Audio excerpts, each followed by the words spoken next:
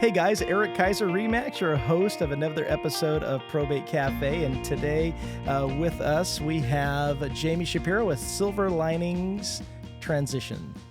Good job. There are a lot of S's there. There are. That was a little challenging, but we got it. In hindsight, how to start a business and name a company, maybe not that many syllables and S's, but you know. Yeah, that's great. I love the brochure. Thanks. It's awesome. It's very informative. Thank you. Well, yeah, you're welcome, and thank you for joining us today. This is going to be exciting. We're going to learn a little bit and share what expertise you bring to the table when you assist a client. So I'm excited to interview you. I appreciate the opportunity, and thank you for what you're doing. Oh, you're welcome. You're welcome. Well, share with us a little bit about what is Senior Move Specialty. What is the It's actually, what is Senior and Specialty Move Management? Yes, is that the question? That was my question. Okay. And so to tell you a little bit about it, Senior Move Management is an emerging industry, and it was started more than 20 years ago. People don't even know that it exists. And it was really focused on helping seniors who were making a move out of their home, typically downsizing and going either to a senior community or moving to be near family or moving to a smaller, maybe one-story home that just would be easier to live in. But it was an overwhelming process of downsizing, because if you think about moves, typically when we move, you know, we're buying that next house, you know, and we're upsizing, right? So as we age and we need less things and we're right sizing, then it's a different experience. And so what happened was the Senior Move Management emerged. And then I remember even personally getting phone calls from people saying, you helped my senior neighbor. I'm not a senior. Will you help me? And so actually NASM, which is the organization that I'm a part of, officially changed the name to Senior and Specialty Move Management. So you don't have to be a senior, although the majority of our business is helping seniors. Oh, very cool. Yeah. Yeah, I like that term, the right sizing. It's going to be a very big term coming up because downsizing sort of has a negative connotation, but right sizing is what do you really need and to live, you know, your best life and it's a right size. Sure, and I'm sure it does not include stairs. You know what? If you can keep stairs for as long as possible, great. But when it becomes, a safety issue for you, and you want to stay in your home and age in place as long as possible, then you definitely want to figure out how you can maintain single-story living. Yeah, definitely a lot safer. Or an elevator, or a lift, or whatever. But absolutely, yeah. Oh, okay. Hey guys, just want to take a quick break. If you like what you see and what you hear, please feel free to smash that like button and or share this video wherever you see it posted, and feel free to comment as well. Thanks for watching. And how does that differ than a regular mover? How does Senior Move Management differ from a regular mover? Right, yeah. That is such a good question, and I am so glad that you asked it, because I get phone calls all the time that people want to know if we're movers, and they just want to know what's it going to cost to move my stuff from point A to point B, and that is actually not what we do. So what we do as Senior Move Managers is we handle all of the logistics of a move. So let me give you an example, for instance, of a story, like just a general client. So we have a client who has decided that they want to sell their home and they want to move into a senior community. And typically, someone's been in their home, especially the older generations, they aren't like us newer generations that like to move every 7 years, right? A lot of them stay in their home 40, 50, 60, even years. And so we handle all of the logistics. The first thing that we do is we start with a floor plan. So we'll measure the space of where they're going, and we'll take a look at all of the cabinets and all of the walls that they're going to be able to use. And then we go back to their current home with that scaled map, and we draw out their furniture and we plot it so that they know exactly what's going to fit. But we're also taking into account their mobility issues. Are they using a walker or a wheelchair? Do we need to provide clearance? Like, for instance, if I'm using a walker, this is not going to be a conducive space, right? I'm going to need, and then the armchair, though, is really helpful if I have to get up and down. Oh, yeah. So really taking into account mobility, what's coming up for them. So we do the floor plan. And then we start helping them make the decisions about what they're going to keep and not keep. And that is really the overwhelming process. When you think about it, if somebody's going from a home they've been in for 50 years, they're likely the family historian. They've kept all of the things that have been passed down from generations. And then we have to help them make the decisions about, what they're going to be able to keep, because they're probably going from 3 or 4 bedrooms to 1 or 2 bedrooms. So, what do we eliminate? Then we coordinate the mover, and our team does all of the packing. We unpack, we put everything away, we hang the pictures, we organize the closet, and we hang drapery. So we do what the mover doesn't do. And we even take the food out of the refrigerator, restock the refrigerator. We take pictures of anything that the client wants us to recreate. Maybe they have a wall of pictures that they love of their family. Then we're going to take a picture of that. We'll recreate it. I tell people, if we are moving curio cabinets, where they display all of the tchotchkes, that what we'll do is we'll photograph that and we'll move it exactly as it is, only we'll dust it off. Oh, and okay. so that's what move management is. And then the other thing that's really important that sets us apart is, I would bet as a realtor, you have had people who have not had good experiences with movers, and they kind of get you because you're stuck, you've paid them, and then they've got your stuff on a truck, and maybe they're delayed or it's not the hours that they thought. So what we're doing is we are the advocate for you. So we're bringing in a mover that we have vetted, that we work with, and we're going through that whole process with you. And then we have a client experience manager, where if we do run into a problem, we are going to be able to be alongside of you and make it right. So as I say, we're a lot more than movers. In fact, we don't do the move itself. We coordinate that. Oh, that's a great service. Thank you. Yeah. And I see that there's a lot of different types of people that can utilize your services as well, right? So absolutely. What in an ideal situation, or explain a little bit about, like, why would someone specifically utilize your services? Was there any kind of situation, or? Oh, I'll give you lots of situations. Okay, so as I shared with you, I would say the majority of our business are seniors. Some of the seniors do have family members that are local. Some don't have family members that are local. So we'll talk seniors for a minute, and then I'll give you some other scenarios. Okay. So say you have adult children that are likely sandwiched in between their own lives and their own families and their own responsibilities, and you have to make a move. That can be really stressful for them, because, when you think about a move for the average person who's not a senior, who's in relatively good health, they say it takes about 40 or so hours to move. So you have to now take 40 hours out of your life already to then handle the move. And so what we're doing is we are giving you back your time.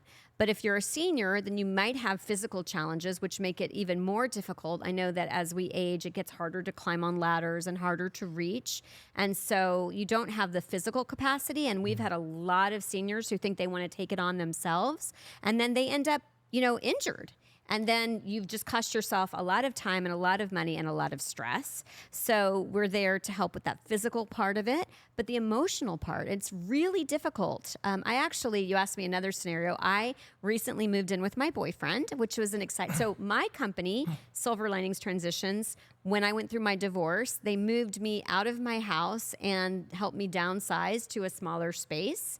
And then although I wasn't downsizing, I was going to a bigger space with my boyfriend. We were combining 2 kitchens into 1, 2 garages into 1, 2 master bedrooms into 1. So I actually had to downsize or right size again. And it was overwhelming to make those decisions when you're in it. And, I didn't want to let go of some of the things that were in great shape. And what's really nice about our company is that we help you make the decisions about what you're going to keep. And then we also help you figure out what's going to be the best way to sell or donate or gift the things that you're not going to keep. So that's a scenario with seniors. Another scenario, someone going through a divorce, like I did.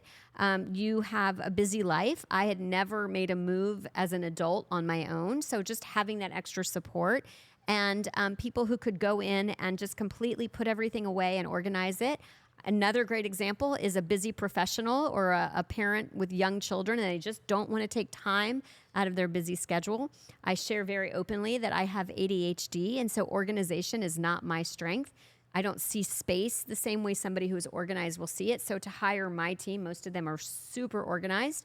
They will put it away and organize it in a way that I would never have thought to do it, and just really makes it functional. So it's nice because if someone, because they haven't unpacked themselves, if they call us, we generally are really like, okay, you can look for this in this place and you'll find it. And it's pretty amazing. Very cool. Yeah. And how did you get started in this business? Okay, I love that question. So I'm going to can I give you the long story? Sure. Okay, so I actually was a realtor. I did real estate. I started in 2001. And in 2004, I was diagnosed with thyroid cancer. And at that time, I was 34 years old, so I'm dating myself. I had a 1-year-old and a 3-year-old, and I had 10 days waiting for pathology to come in and tell me what I had.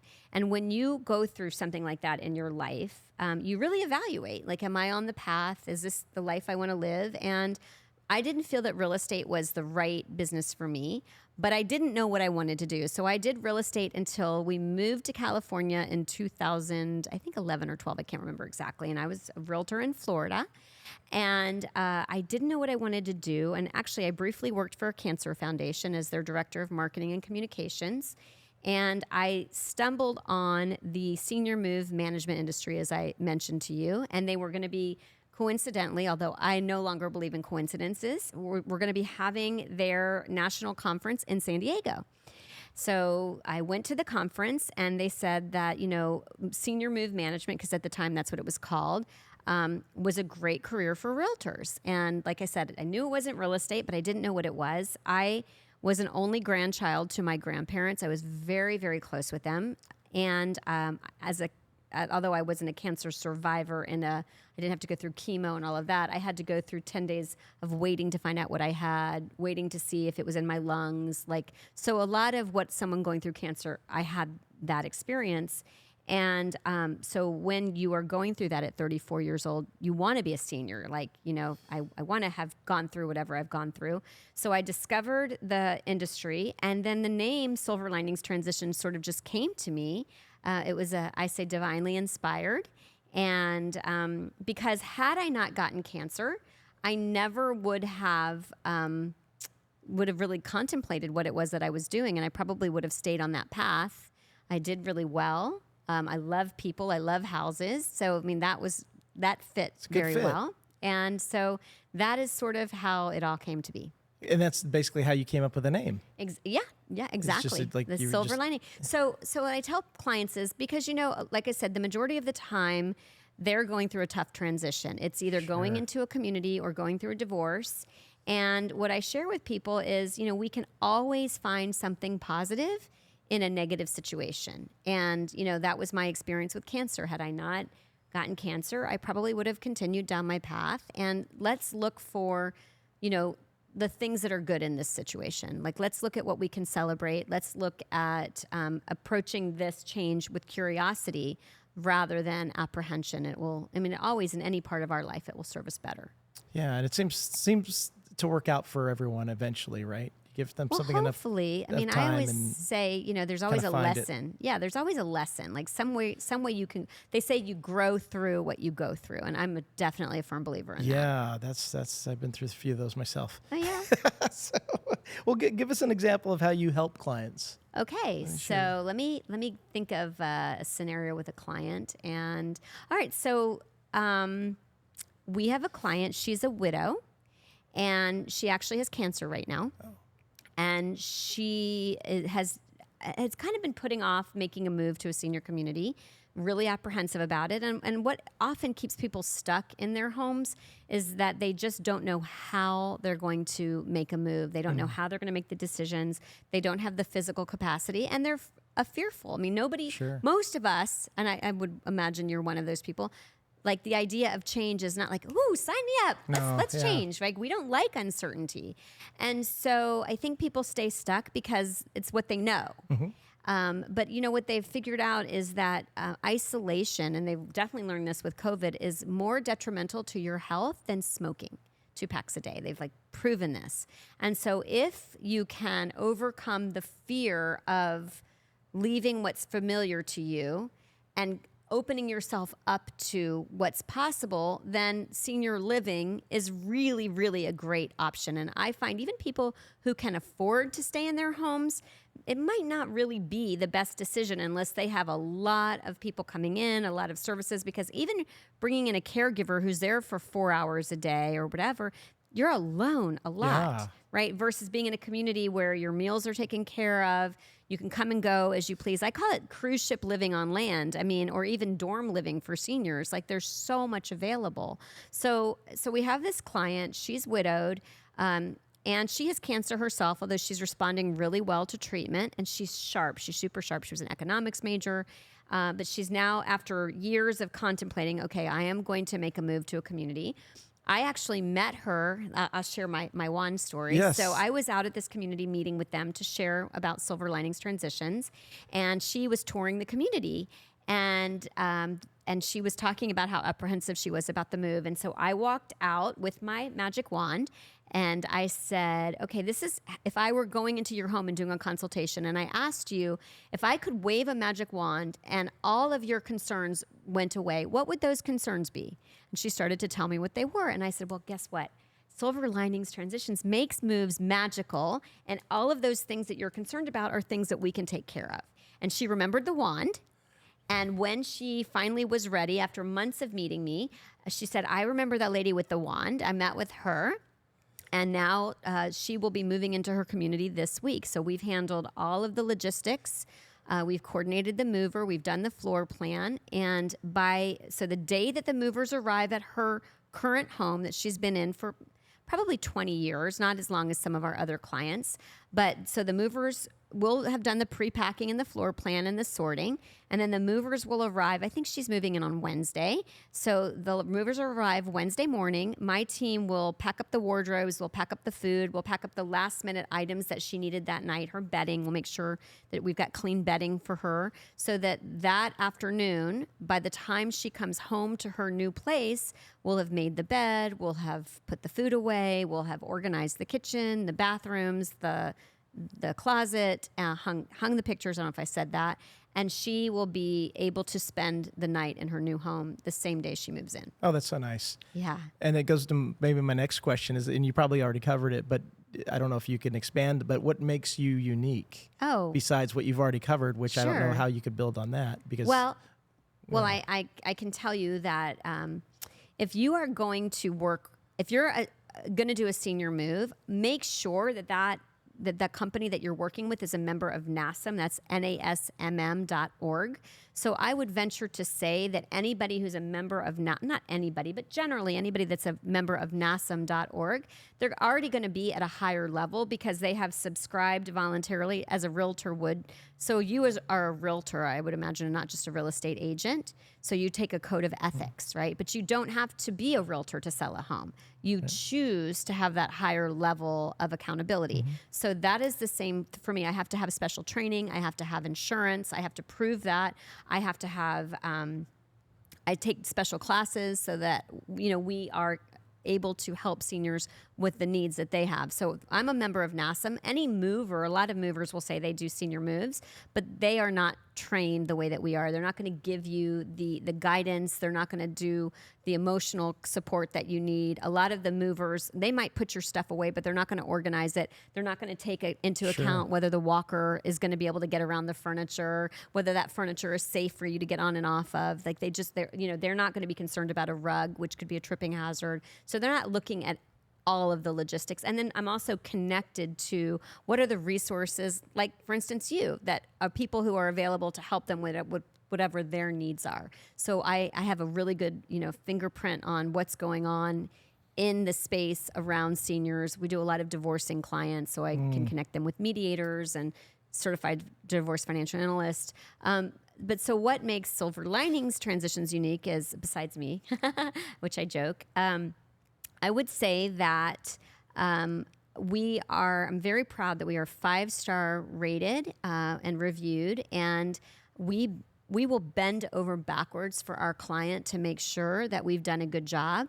And, sometimes it comes up that we've maybe slipped a little bit and I make it right. And I don't think that I think everybody makes mistakes, and I think it's how you handle mistakes that really says a lot about who you are. But we are bonded, which is voluntary. We don't have to be bonded to be part of our association. Yeah.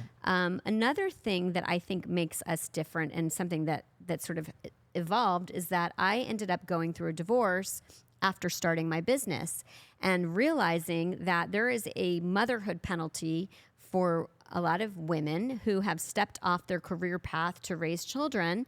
And then a lot of them will go back into the workforce, either because they've gotten divorced or because their children are going to school or their children are leaving and going empty nest, or, and I hate to say this, but women a lot of times are aged out of the workforce. And so Silver Linings Transitions for me is about bringing in those people who've got great life experience who then are able to help our clients. So I think that's, who we hire is really important. The majority of our team has been with us for more than, I think, 3 or 4 years.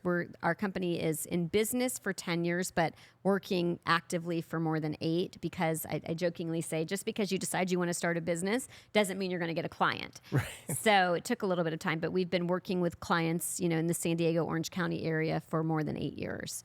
And the majority of our team, some of them have been with us for 7 years. So since Great. I almost started, which I'm really proud of, because we have a culture of supporting our team members. And I feel like as an employer, my job is to treat my team well so they will treat our clients well. Oh, fantastic. Yeah. And it's good to be a member of an organization where you have the different designations, the additional training, because a lot of times people don't know who to call. And, a lot of these other companies that just kind of show up, they don't have the experience, or they don't have the, for example, code of ethics and things like that you go through, that you really have to be aware of, because it just can affect a lot of different things. Absolutely. Like you said, working with a realtor is a designation based on, the association, as well as code of ethics and whatnot. And having insurance, for example, most, when, I work specifically with the probate and trust sales, we work with elderly, and when someone passes away, we've got to have insurance and additional insurance, not just errors and omissions, but if we're making recommendations on renovations, repairs, we have liability insurance that covers us from any decisions that we make, that the estate decides to do. So there's a lot of things involved that people don't really understand when they just kind of pull out a name of a phone book, or, it's really important. And reviews are definitely, the way to go is checking those out, because it does help and show you the level of service that you're going to receive. So that's great. Right. And speaking of that, probates, obviously, there's a home in probate. How can you work with a probate home, a probated home, basically? That is a great question. So my personal story that I didn't share, I shared with you that I was an only grandchild. My grandfather passed away, and then 9 months later, my grandmother died unexpectedly. Oh. So my family now is dealing with the grief of a loss that we were not expecting, and my grandmother's home, which was just left the way she had when she went into the hospital. And now we are all grieving, and we are dealing with all of her things. And that's not a great combination. So first of all, I always tell people, anything that you can do proactively and make those decisions for your family members, that's really, really important, because I don't know about your experience, but mine is that weddings and funerals bring out the worst in people. And better to make those decisions for your family when they're not dealing in their amygdala brain and they're not in complete shock. And so how we help is we can help divide belongings if those decisions haven't been made. We have a lot of resources where we can help the family kind of, grieve together rather than, fight over things. And then we have the resources to come in and tell them, what items might be of value, what can we do with those things. And we have the resources to clear the home, to help, so whatever we are going to need, whether it's shipping items to loved ones, helping divide things, sell things, clear things, we bring in all of those resources. And every time we work with somebody, when we come across a resource that we like, we just add them to our vendor database. Oh, fantastic. Yeah. If somebody's listening and they want to reach out to a move manager, what's the best way to go about that? Whether they're in California or they're locally or they're in another state, what resources can they tap into? Well, obviously, if they are in San Diego or Orange County, we hope that they will contact Silver Linings Transitions. Sure. But they can go to nasm.org, NASMM.org. So it's 2 M's and 1 S. and that is how they can find a move manager. I always recommend that you look, if you see a diamond service, which is us, it means that company's been in business 10 years, which I think says a lot that you've sustained. I am an accredited senior move management company. Some people have a higher level of accreditation. I haven't gotten that yet, but we do have the training. And so that is how they can find a member of NASM, which I would absolutely recommend if they are a senior or even somebody who just wants to hire a move manager, that they go to that site versus just calling a mover. Because then we'll bring in the movers that we have a relationship with and the other professionals. Just like you, if you make a recommendation to somebody, you want to know that you vetted them because they're carrying your reputation in their hands, right? Sure. So if you recommend me and I mess up, it's a reflection of you, and you're not going to refer me anymore. That's how we are with the vendors that we refer. Oh, good. That's good. Yeah, it's good to have that. A lot of people don't have that perspective on it. They just see it as a one-time call or a one-time referral. They don't really see the bigger picture on what they're supposed to do, make sure they take care of the client and do all of those things. And it really, I guess that's where experience comes in, right? Where the 10 years in business and, that you have. So that's great. Yeah. Interesting. Okay. Well, what advice would you give basically a family in disagreement over, items going through either, being sold or needing to be sold through an estate? So the advice that I would give, and like I said, I lived this personally, and I will tell you. So there was a lamp that my grandmother So I was 4 years old when my grandmother bought this lamp, and she used to jokingly say that my name was on the bottom, and when something happened to her, I was going to get the lamp. Well, my grandmother didn't convey that. So the first thing that I would say is make sure you've conveyed your wishes to your family members and write them down and document them. Because like I said, when they are in the height of grieving and their amygdala brain, which is that reptilian brain, that fight, flight, or freeze, which definitely can be triggered when somebody is upset, they're not going to be thinking rationally. So that's the first piece of advice I'd say is avoid that. And if you are in a situation where that wasn't taken care of, and now you are dealing with the contents of a house, is don't let stuff divide you from your family. I mean, it's amazing to see. I have cousins, actually, true story. The police had to be called when my aunt passed away because I had 4 cousins and 2 against 2, and it just wasn't pretty. And it really wasn't about the value. It was they were mourning her loss, and everybody wanted pieces of things. So what I tell people is let's simmer that down. Like, don't make those big decisions when you're in the height of that. If that can be avoided, avoid it. Bring in a professional if you need to do that. If you think you can handle it on your own, then I recommend a couple different systems. One is that you can kind of do like a draft. So you can either say, okay, firstborn picks first, followed by secondborns, so A, B, C, D, just like you would a draft pick. Coin flipping. I would say bringing somebody in who can tell you like what value is there in some of those things, because a lot of times, and I have this happen, I do a downsizing or a right sizing talk, and a lot of people will just say like, I'm just gonna let my kids deal with that, and they sometimes the kids don't even know what's really there. And you hear these stories all the time on Antique Roadshow when I found this, and someone's making thousands of dollars off of your stuff. So spending the investment in bringing in that third party to evaluate what's there, and make sure, especially if you're dealing with the greatest generation, they hid money and jewelry and things because of what happened to them in really crazy places. So don't just open the drawer, but like look behind the drawer, look under the drawer, look what's there before you just bring in somebody to start, taking it all away. Yeah, what's interesting is I'm in a situation like that right now with a family, and it's a property I'm selling. And there's issues regarding a piano, some old clocks, and some guns. And it's just the brother and sister are not talking. And, my client happens to be one of them. And I was expecting, I got called in after they had initially hired another agent.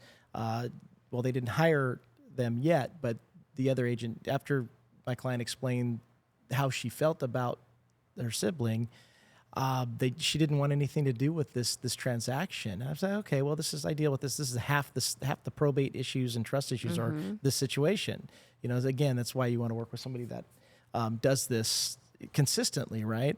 So, okay, I prepare myself. We get everything going, and I go out and inspect the property, and I meet the guy, and it's actually really nice. And I don't think it's going to be an issue at all. Although I didn't see that it's like a hoarder situation. There's a lot of stuff in there, so I didn't find a piano or anything like that. But it's kind of interesting that you do see that when things go missing or people don't really understand or they can't find something, then they think somebody took something. It happens a lot. And again, in just selling probate properties, typically and trust issues, it's about 50% of the time the siblings are fighting or arguing over the contents, or they're not knowing how to split it up, and it does impact the structure and the family dynamic after that. So, and my job is to hopefully try to make that a little bit easier for everyone going through that. And it definitely, people don't know, they don't realize it could happen until it does, and nobody's prepared for it. Absolutely. So it's so you understand why that's so important.